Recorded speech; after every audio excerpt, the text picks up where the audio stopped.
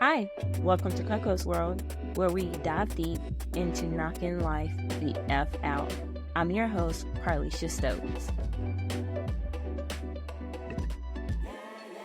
Hey guys, it's your girl Carly. We're here for another episode with a great friend of mine. She is the founder and owner of Rooted. I want to welcome Kaycee Hines. How are you? Thanks so much for having me. I'm great. How are you? Well, one, thank you for being a part of the show. And then two, I've been good, been busy. As you know, we work better in all of my hands and my toes in more baskets than they should be. Per usual. Yes, per usual. So, Kaycee, tell us a little bit about yourself. Yeah. Well, first of all, I'm a wife and a mom of 2 toddlers, which is the craziest thing I've ever done. Having a 3 and a 1-year-old at the same time, I'm like, what have I done? It's wild. Wild. But that's, my first and foremost. And then I am the CEO and founder of Rooted. So Rooted Coaching, we help people build the healthiest and strongest bodies that we can in the shortest way I can tell you that. Yes. And prior to Rooted, what did you do? Girl, I'm like you know, I've been all over the place doing all sorts of things, but my background with like what I do and what, the health and fitness industry, I'm a registered nurse. I've worked in the ICU. I've seen a lot of preventable disease, which is part of what pushed me into this side, trying to fight the opposite side of things. Yes. I've worked in a functional medicine office with a brilliant physician where I learned a lot about hormone health and thyroid health and all sorts of things with her. So nursing is one of my backgrounds. I've been coaching for 10 years, just helping people with body composition goals. And now obviously more of the functional side of things. I've owned a gym. I've kind of done all sorts of different things. I've been all over the place. Yes, you have been busy, but it's all been in good busyness. So let's back up a little bit. Before Rooted, you say you worked in preventative health. When it came to hospital, were you an intensive care nurse? Like, what were your specialties? Yeah, so I was in ICU. So I was intensive care. The worst of the worst. Yeah, so I worked at the hospital I worked at didn't accept traumas though. So we did not take in like the bigger, car accidents or things like that. It was a lot of just chronic illness that led to death or organ failure or things like that.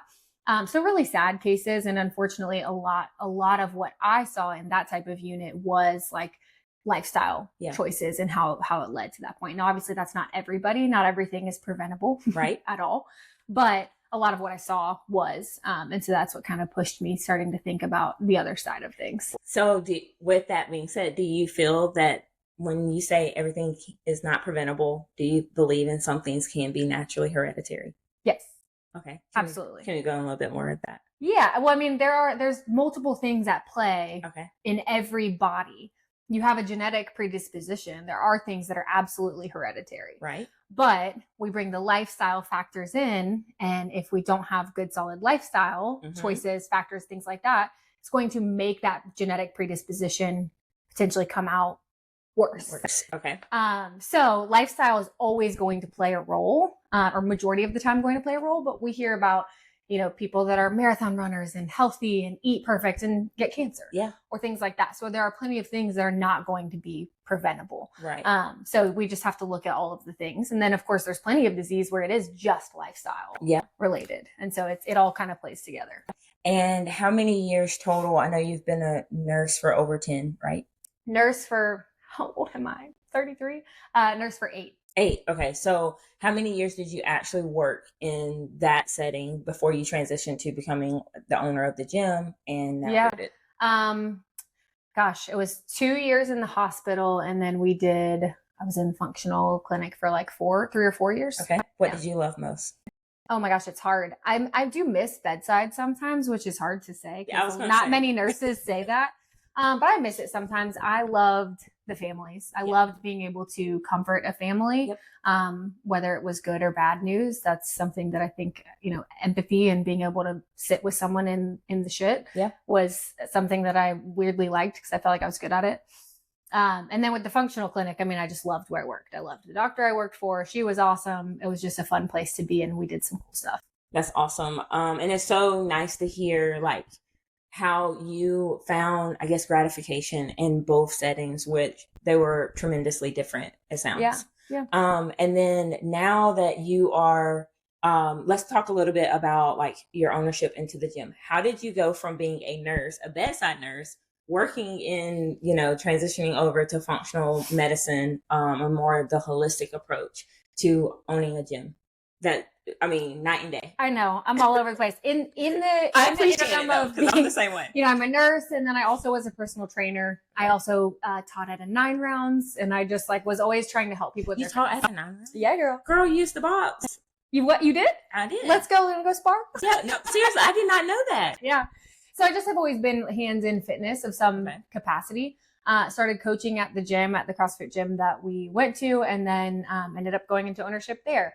I've always been very entrepreneurial minded and very growth mindset. Mm-hmm. And so I have a lot of ideas that I'm always ready to take to the next level. And I can't help it. Like my brain literally can't stop. Someone says something to me and I'm like, how we can make that a business, right? And they're like, no, that's not what I was saying at all. That's why we get along. Yes, 100%. So with the gym, it just was a natural fit, and we kind of moved into that. My other undergrad degree before nursing was business management and entrepreneurship. So I didn't know that. Yeah. That's awesome. What school did you go to? Clemson. Woohoo. Yeah. Okay, Tiger Town. Yep, go Tigers. Did you play any sports? Not at Clemson, no. Okay. No, before that. What did you play before? Softball, basketball, lacrosse, track. Kaycee Hines. I'm learning so much about you. First of all, I thought you were a volleyball player. But is that Kim? No, Kim's just 6 feet tall. Oh, okay. I don't know why I thought she played volleyball too. But okay, so you played lacrosse, softball, basketball, anything else? And track. Yeah. And track. Yeah. It was fun. It was fun, but it helped you develop who you are today. Yeah. And developing some of those things as far as wanting to be involved in fitness and understanding fitness, also understanding teenagers. I work with a lot of moms, and a lot of moms have girls that are going through changes. And so I'm having to coach and help women through that, helping their kids through that. And so it's been really cool to bring some things full circle from that perspective. So CrossFit gym owner, now you are the owner of Rooted, and tell us about Rooted. Rooted has been the most incredible thing I've ever done. It really cool. Is wild. A year and a half ago, I was like, I'm just going to do it. I've already owned a previous nutrition coaching company. It wasn't exactly what I wanted. Yep. And so I started Rooted with a different mindset, and I feel like this does not happen. I feel like from month one, we nailed it. Yep. From month one, it has only grown every single month since then. And it's been wild. But I think the real reason that it has been as successful as it has is, and not to be cheesy, but it is the name. It is that we are so rooted in who we are and our beliefs and the way that we help people and what we think is right. And we stick to our morals and our guns with that. Yeah. We're not the highest priced company. We're actually one of the lowest priced companies because we want to remain accessible. All of those things are so important to me. And I think that's why it's been successful, because at the core, it is about helping people. Right. And if we're not helping somebody, we will refer them elsewhere. Yeah. We're not going to take it on. Right. We're not doing things in the name of money. And weirdly enough, that has turned into success. And it's been amazing. I genuinely feel like the saying, when you follow your passion, the money will come. Yeah. You're the true definition of that. Just watching your success through just the lens of social media. Obviously we haven't seen each other. It's been a long time. Last time we seen each other was before you had kids. So what? I haven't seen you since.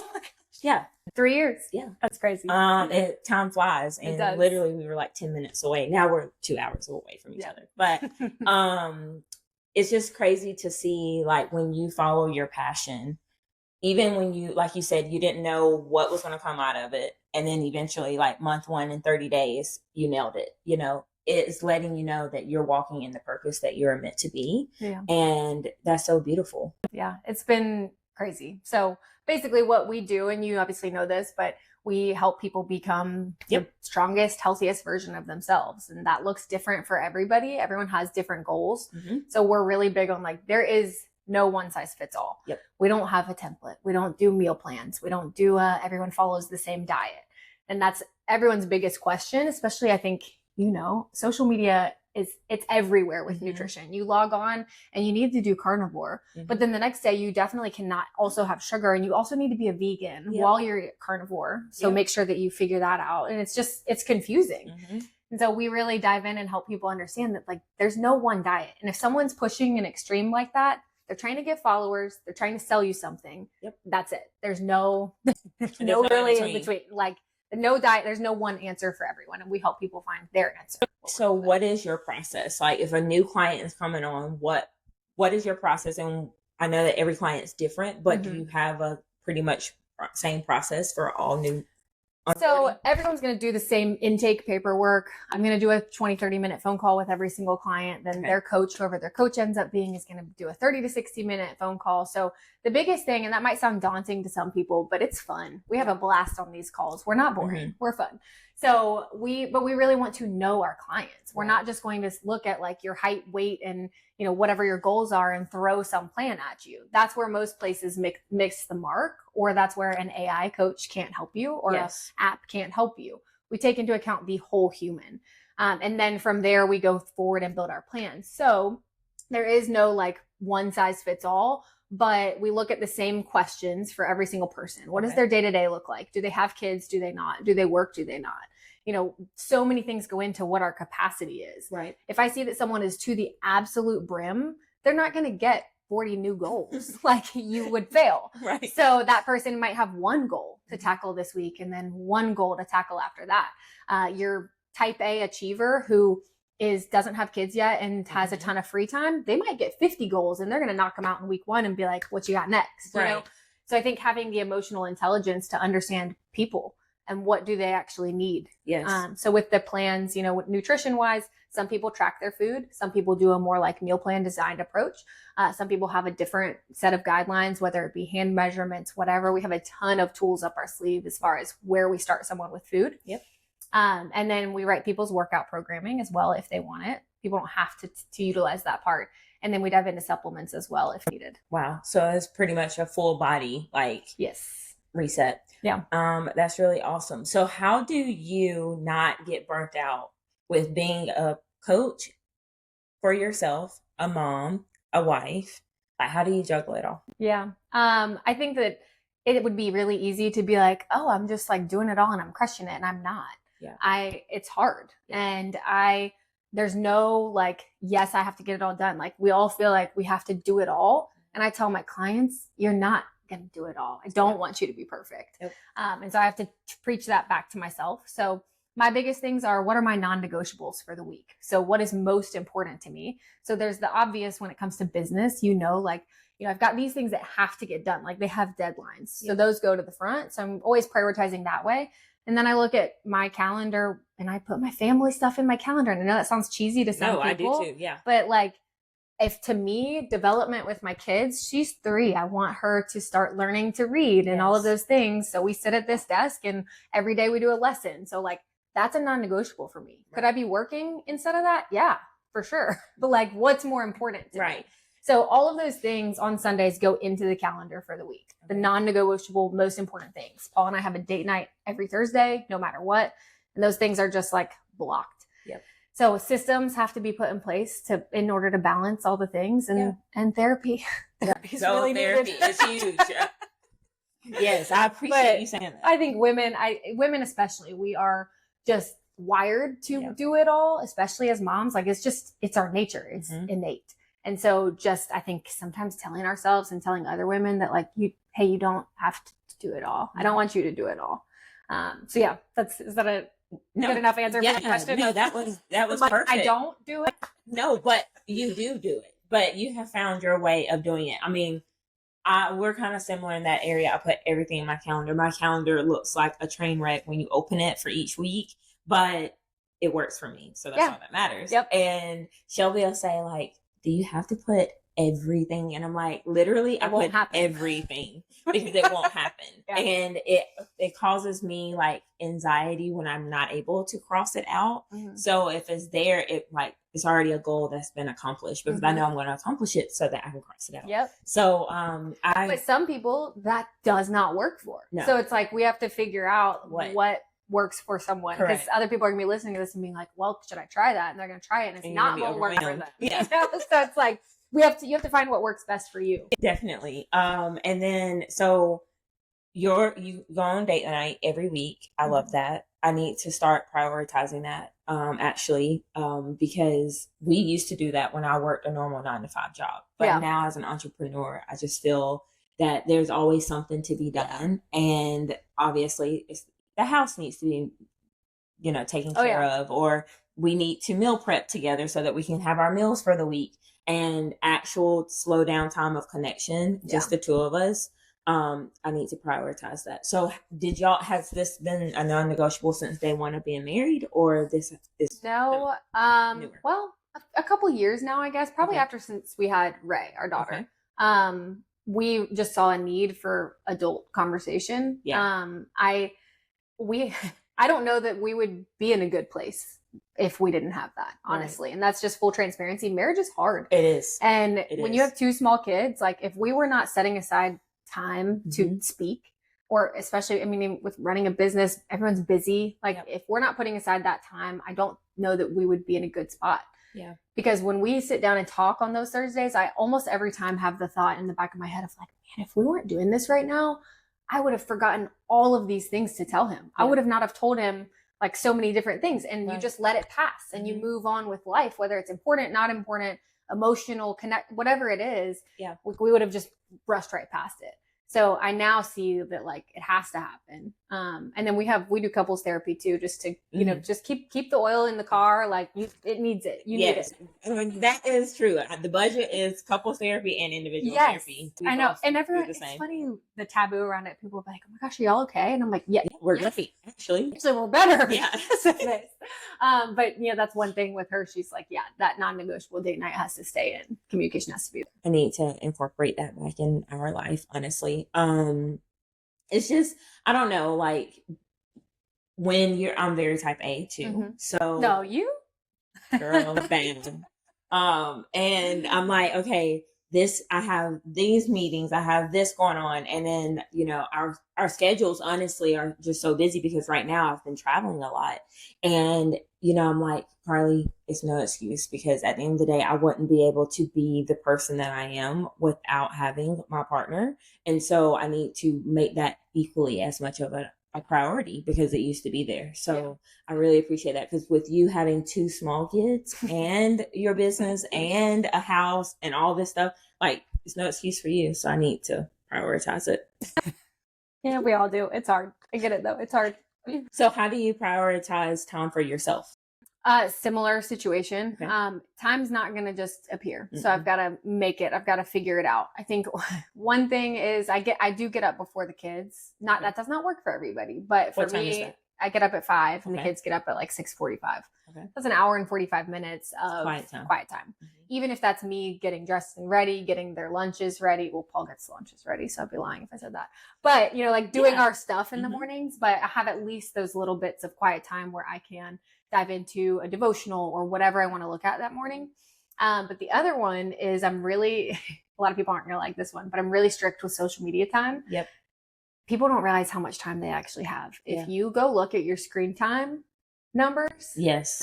I have clients do it all the time that are like, well, I don't have time to do X, Y, or Z. And I'm like, that's fine. All I'm asking for is 10 minutes. So can you go look at, and you don't have to send it to me, but go look at your screen time and tell me how much time you spend on X, Y, or Z apps. Mm-hmm. Or just tell yourself that, make that mental note. And then does that mean you actually have 20, 30 minutes for yourself? Yep. So for me, I have a limit set on everything, which is hard when your business is also on Instagram. I have to make sure that like I'm on there for work, but there's also a time limit. If you cannot just get caught scrolling. Yep. So I'm really strict with that. And that's, I think for me, the reason that I have time for myself that some people don't is because I don't do a lot of scrolling. Yep. Discipline is what I'm hearing here. And I agree with you. So many people ask me like, Carly, how do you get so much done in a day? Cause sometimes I'll do day in the lives. And I'm like, because you see me posting on social media does not mean I'm on social media. Because people will message me on Instagram and sometimes it'll take me 3 days to respond. And I'm like, one, I have all of my notifications turned off because that's what has helped me. And I've prioritized just going to my social media platforms just to post, and then I'm off. Yeah. And then some days, like if I'm at the pool or something, I'm like, oh, I just want to, brain rot, I guess. Sure. I'll scroll. Yeah, don't get me wrong. There are moments I do that too, right? But it's on purpose. Yes. It's not because every day. I got on my phone to do something for work or answer a text, and then I got caught scrolling for 30 minutes, and before I realized it, 30 minutes of my life was gone. That is what people can't let keep happening. No. Because we're all just rotting to our phones. So I think that's why I have a little bit more. Has to get back to rooted, where, so that we can get rooted, we don't need to be rotting. Yes, that's perfect. But, okay, so, and then I meant to ask you, how long have you and Paul been married? 7 years. 7 years. Yeah. Lucky 7. Time flies. It's crazy. Does. Yeah. Wow. Lucky 7. That's amazing. Yeah. I didn't know it was that long. I mean, wow. I know. I feel like it's gone by super fast. It has. So it's just going too quick, especially with the kids. But so when you speak to your clients, primarily women, as you know, Coco's World is all about people remembering that they're loved and the importance of knowing that you're loved, because I genuinely believe when you are able to love yourself, it allows you to show up as a better person to love other people. And also, you know that you're deserving of love whenever you work on self-love. So how do you implement that in your coaching whenever it comes to having clients? I mean, we can talk about any client, but primarily women. Yeah. Man, I'm such a nerd. It gave me goosebumps thinking about it, because I love that. Like there is nothing better than getting to talk to a woman who is in such a state of self-loathing. Yep. Because people do come to me wanting to improve physical appearance a lot of times. Not all of our clients, but some of them do. Yep. And it is so fun to be able to teach someone how to love their body through the process that we're going through. Yes. That it's okay to love yourself for the season that you're in. It's also okay to want to change. Yep. It's not a bad thing to want to get healthier or leaner, or you want to get stronger, whatever. Those goals are okay. But I think there's a lot of coaches that maybe miss the mark when it comes to, like, they'll just diet people down just for the sake of being lean and lean and lean. Whereas for us, it's like, no, we're going to make sure that we do this in a healthy way. We're going to make sure you love your body through it. And that doesn't mean that you don't want to change certain things, but how can we appreciate our body for what it does? How can 100%. We look at, and how can we empower our body and ourselves to be stronger and look at these other things that our body does, not just the way it looks. I agree 100%. Yeah, I agree. Here at Dance to Fit with Carly, you will quickly realize it is not just a fitness class. It's a community, a movement, and a space where women can feel truly seen and valued. I started Dance to Fit with Carly 2 years ago because I wanted to create a safe space where women could show up exactly as they are, no filters, no mask, no judgment, and just let go. My mission has always been to empower women, reminding each one that she is enough just as she is. Life throws us so much, making us feel as if we need to be more, do more, or fit into a certain mold. But here in this space, I want every woman to know that she can show up as her authentic self, unapologetically. Dance to Fit with Carly is a place to release, to reconnect, and to remember your strength. It's about joy, confidence, and owning every part of who we are as we are. So when you step into my class, know that you're joining a sisterhood where you're celebrated, you're supported, and most importantly, you're enough. Come join us today. Are you looking to level up your health game? Well, look no further. Supreme Nutrition has your back with clean, high-quality supplements made to fuel your body and mind. From protein to recovery, every product is crafted to help you feel strong, energized, and unstoppable. Taste the difference and feel the results. Fuel your greatness with Supreme Nutrition. Reach out if you would like my special code just for you.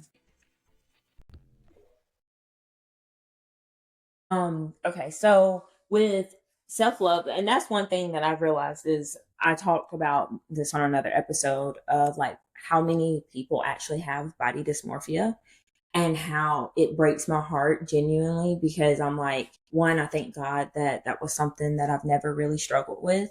And I did pageants and like dance, and a lot of people that are in that industry are like, oh my gosh, I want bigger boobs. I want a flatter stomach. I want facial enhancements, like whatever the case is at a young age. I mean, I started doing pageants when I was 4. So, and I competed in my last pageant at 18.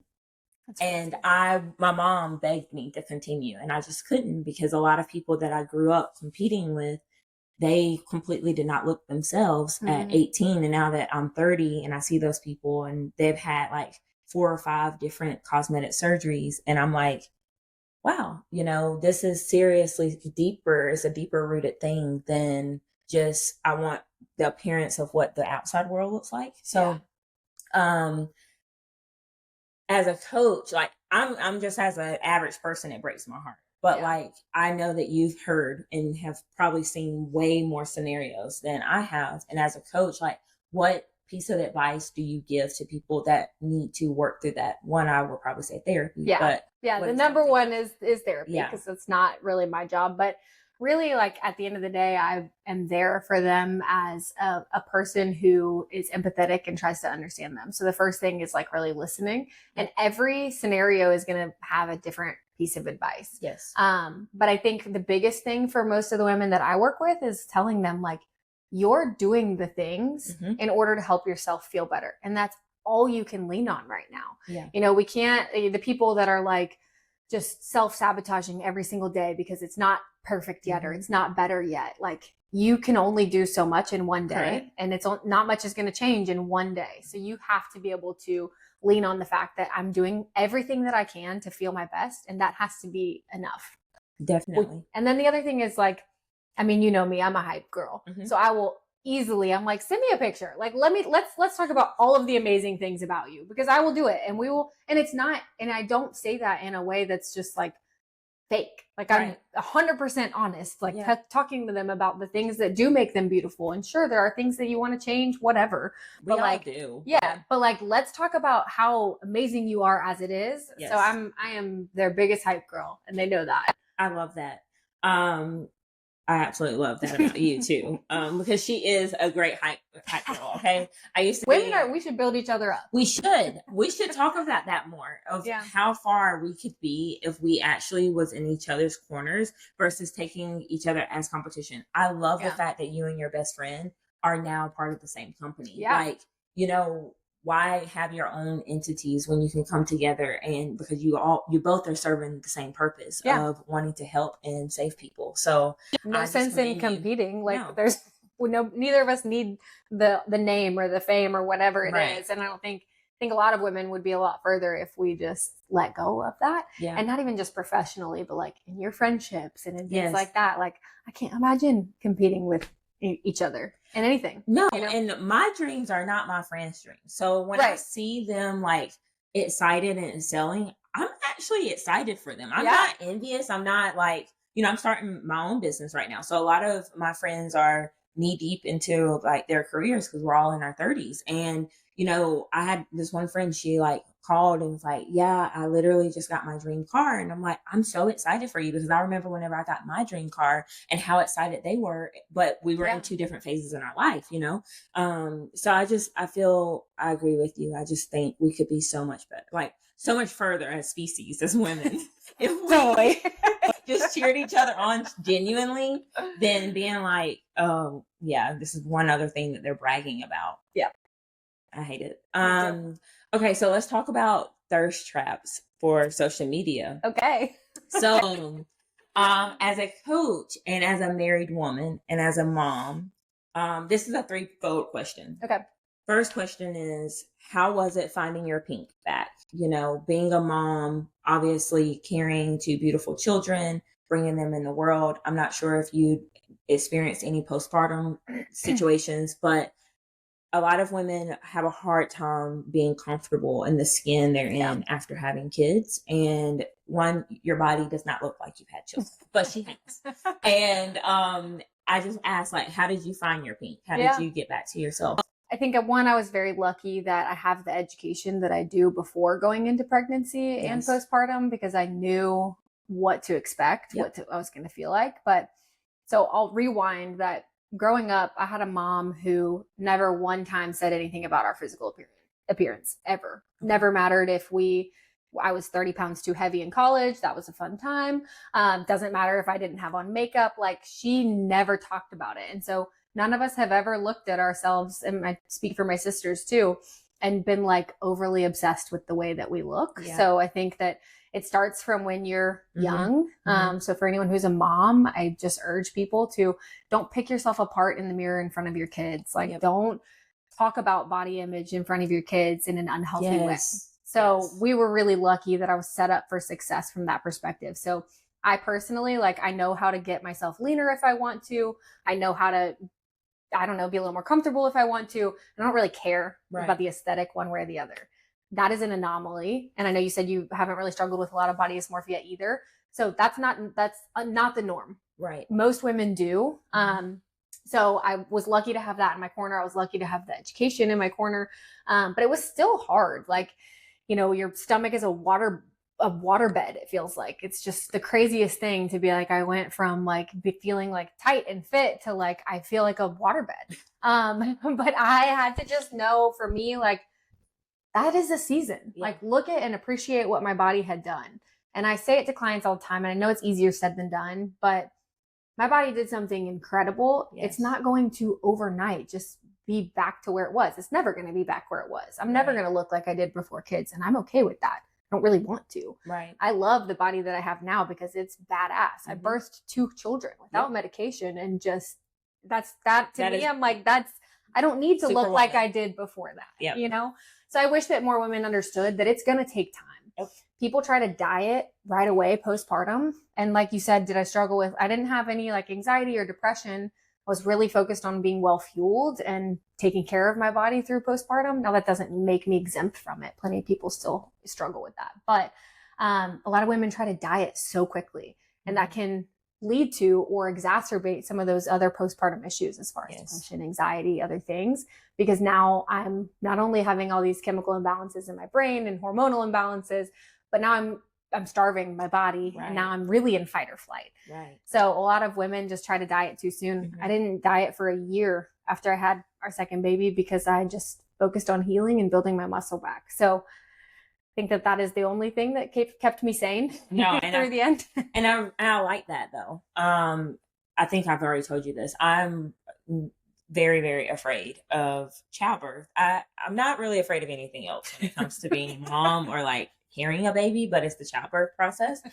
And I agree. So many people are like, well, you know, your body is really important for you to get that body back, you know, and your body's never going to be the same. And I'm like, well, I think everyone that becomes a mom, like, no, their body's not going to be the same. But at the same time, you don't want to just lose yourself completely once, you know, that season is over. You know, I want to eventually come back and be like, okay, the person I see in the mirror is still me. Yes. You know? Yes. And to the outside eye, people would say that I look the same. But you always know, like, oh, my abs are still separated. I can still feel that gapping or things like that, where you're like, okay, I'm never going to be the same. But overall, like, you know, staying healthy through pregnancy, staying healthy through postpartum, and focusing on the right things, not starving myself, but focusing on muscle building and things like that, I think is what made me feel really good postpartum. That's awesome. And then next question, with you being a wife, a mom, and then also a coach. And I know, obviously, I shouldn't say this, but pictures in your body kind of sells your clients. Like, you know, obviously they come to you because they know your knowledge, but from a lay person looking at a social media account, more people are going to come to you because of how fit you are and how you look nice, and you have 2 young children and very similar scenarios. They're going to be like, okay, I probably should give this person a chance. Just because we are natural, we like to look at people before we actually listen to what they ever have to say. Yeah. That's probably the most manly thing I've said. Actually, as I said,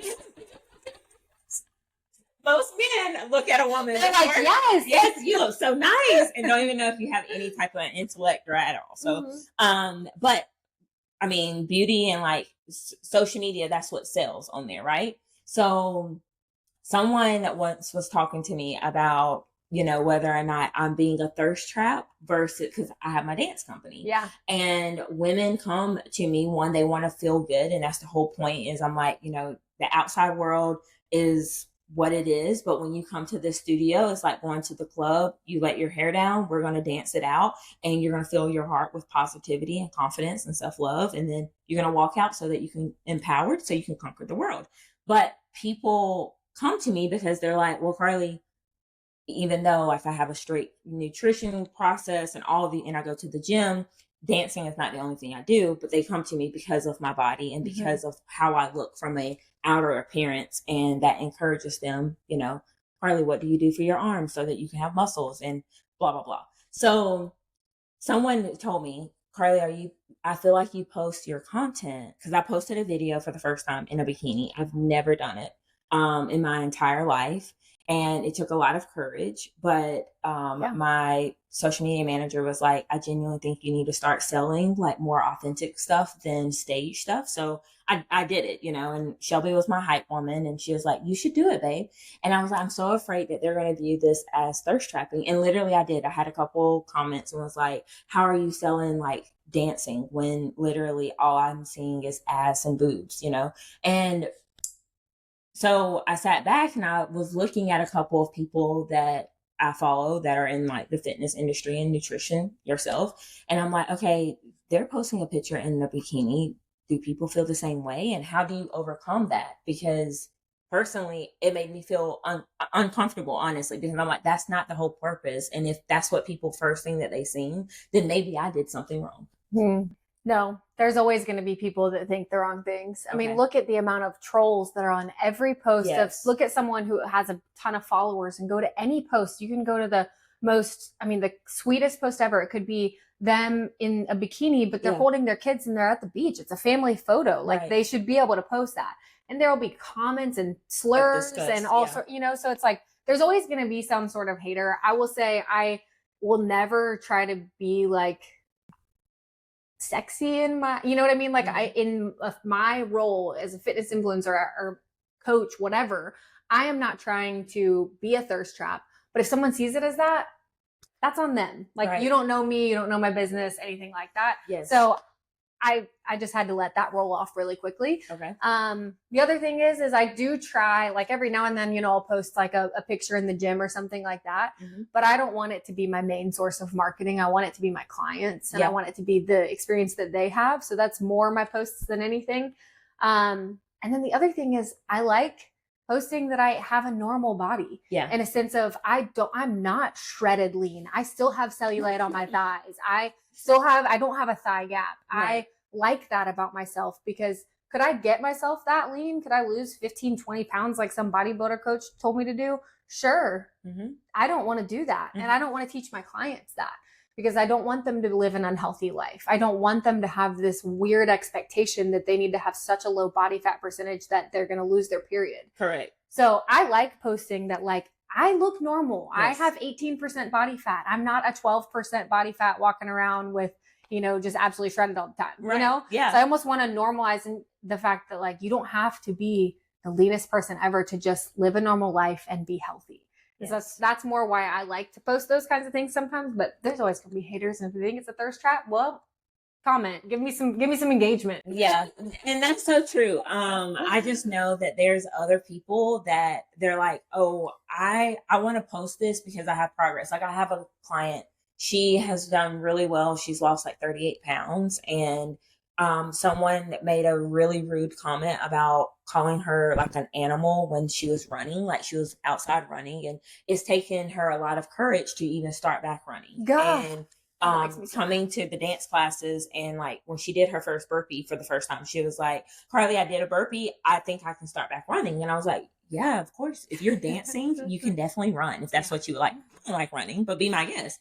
And she did this whole like TikTok video about her journey of finding confidence again in running. And also she's been wanting to post pictures of her journey, her weight loss journey, but she was afraid that like people would view her as like not, covering her body and not being respectful of her body because she's exposing it. And I'm like, well, one is your body. So do what you please, like, I don't think you should care what anyone says. But she's like, well, from other coaches, like, do they think that it's thirst trapping? And I'm like, I'm actually going to ask Kaycee that when we have our interview, I'm bringing that up because I don't think so. I think it's progress, and you have to.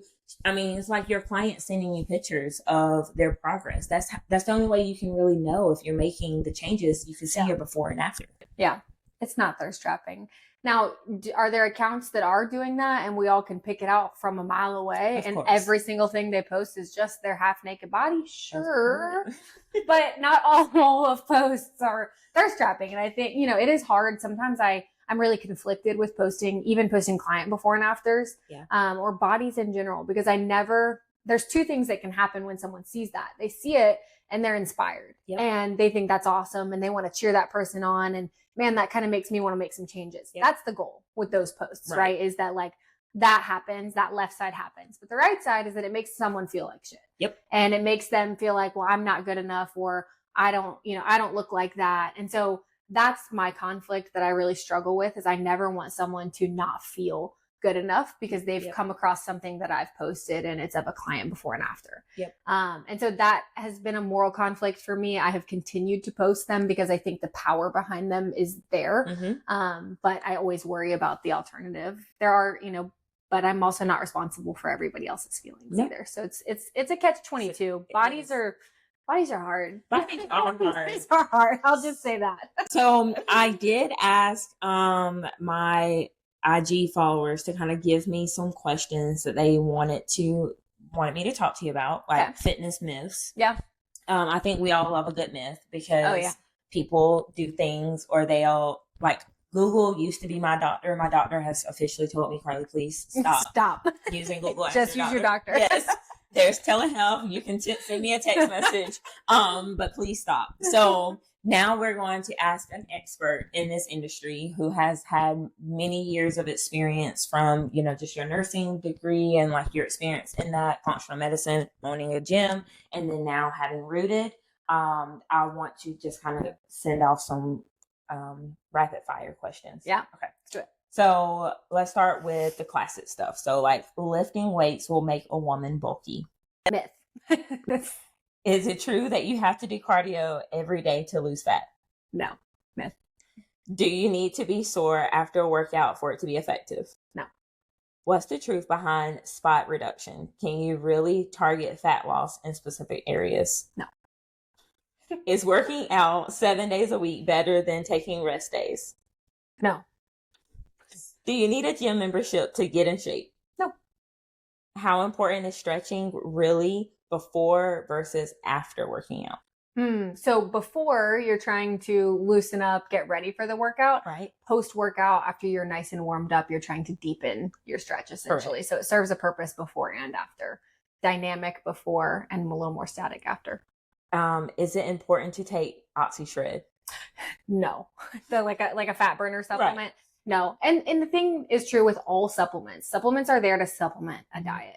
So you can't take a fat burner and not do all the lifestyle things and expect it to do anything for you. Yes. And even then, it's maybe going to help you 1%. Do you believe in pre-workouts? Yeah. Okay. What's your take on fasted cardio? Game changer or outdated? Depends on the person and their needs and what season they're in. I agree with that. I like that. Can someone be fit and still be considered overweight by BMI? Yes, I am. I am too. Yeah. Yes, I have a lot of muscle mass. My BMI is always overweight. And I have abs. So there's that. Is HIIT always better than strength training for fat loss? No.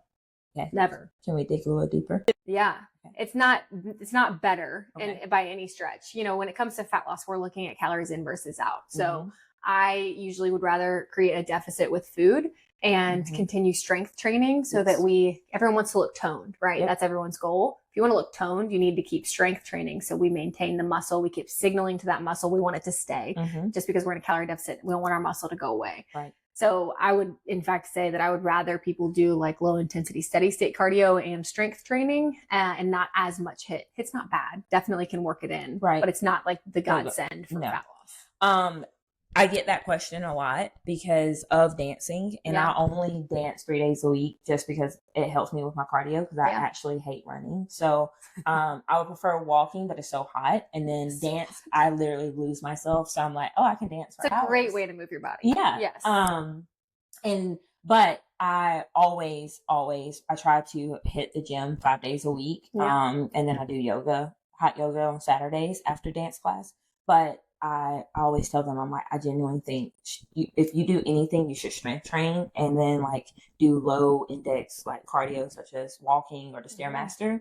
And work and dance a few times, 2 or 3 times a week. Absolutely. Right. But none of those things can be a replacement for strength training, especially as we age. We've got to keep our muscle. Thank you for saying that because they want me to go 5 days a week dancing and I can't do that. So no, I got you.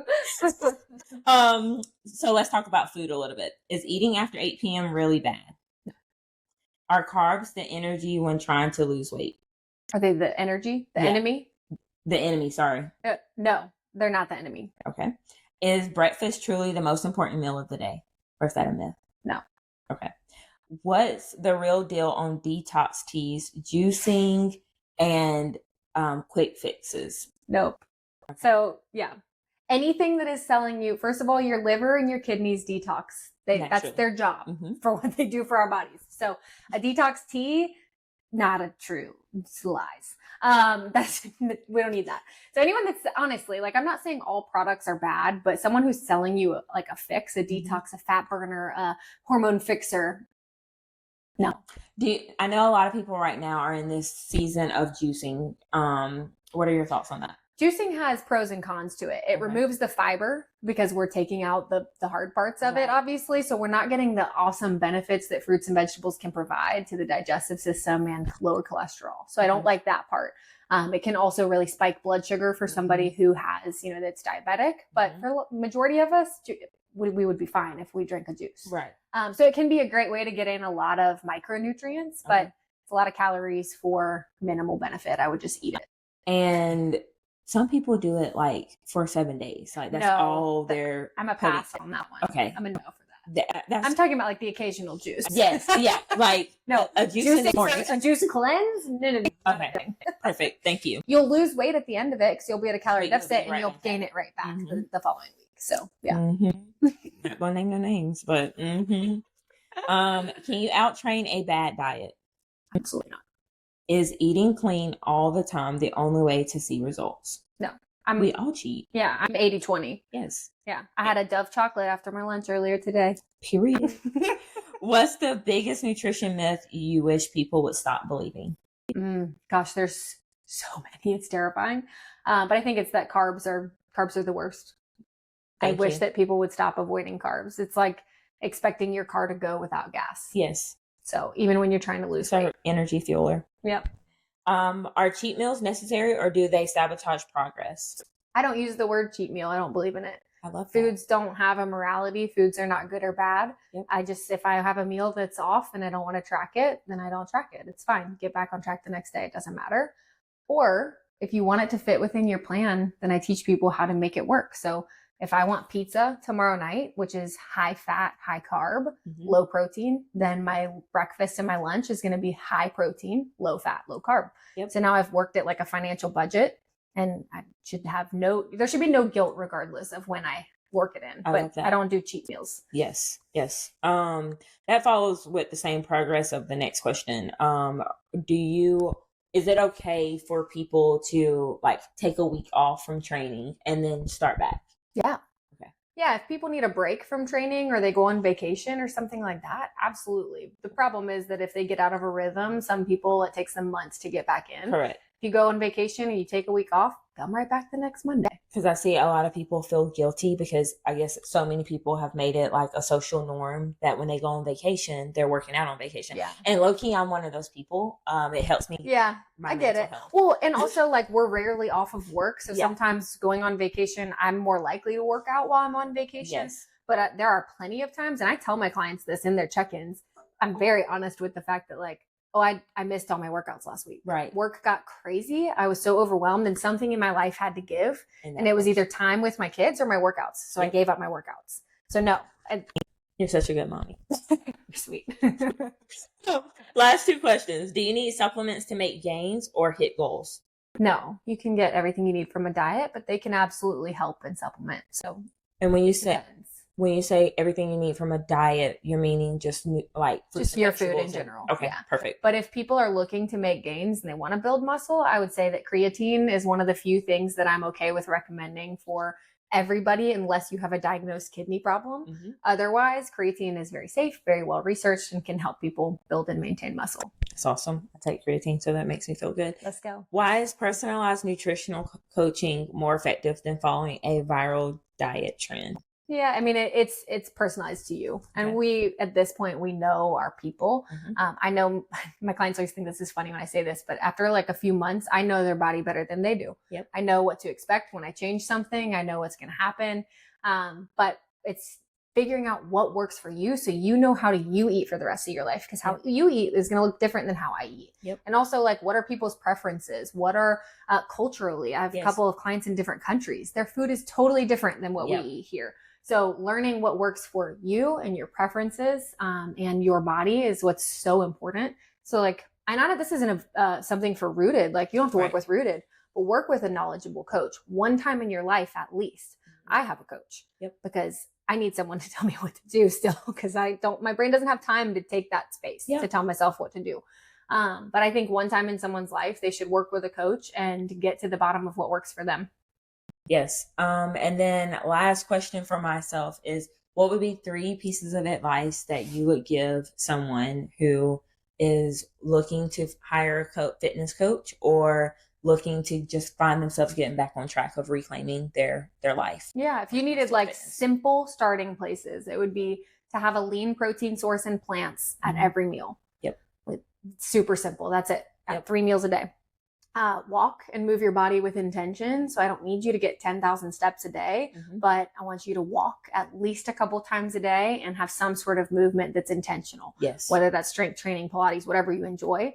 And then the most underrated one, which I'm so thirsty because it's so hot outside, but stay hydrated. Something funny, actually, one of the dermatologists that I know was like, everyone always asks why I still look so young. And it's because I am so hydrated all the time. So if you want to feel good, not just feel good because of the way your body's working, but you also still want to look good, drink your dang water. Those 3 things will help people feel better over time, but it's simple. You know, people don't want to hear simple. They want faster fixes. But I promise, if you're consistent with those things for a while, you will see change. Routine. Absolutely. This has been amazing. So fun. I really appreciate you once again. You guys, you can find her. Her Instagram is the Rooted Coaches. So it's the Rooted Coaches on Instagram. You can also follow her on IG regular, like Kaycee Hines. I will attach it here. And also, if you're looking for a nutritional coach, I promise you're getting more than just a meal plan. Like she said at the beginning, this is a personalized, game changer, life changing experience. And I would honestly say that these coaches are with you for the rest of your life, because even if you only work with them for a short period of time, you will have the knowledge and growth that will carry you on generations, and also impact your children, because if you're a better you can also show that to your future kids. So I really appreciate this, and I want you all to know that you are loved, and we will see you next time. Bye. Bye. Thank you.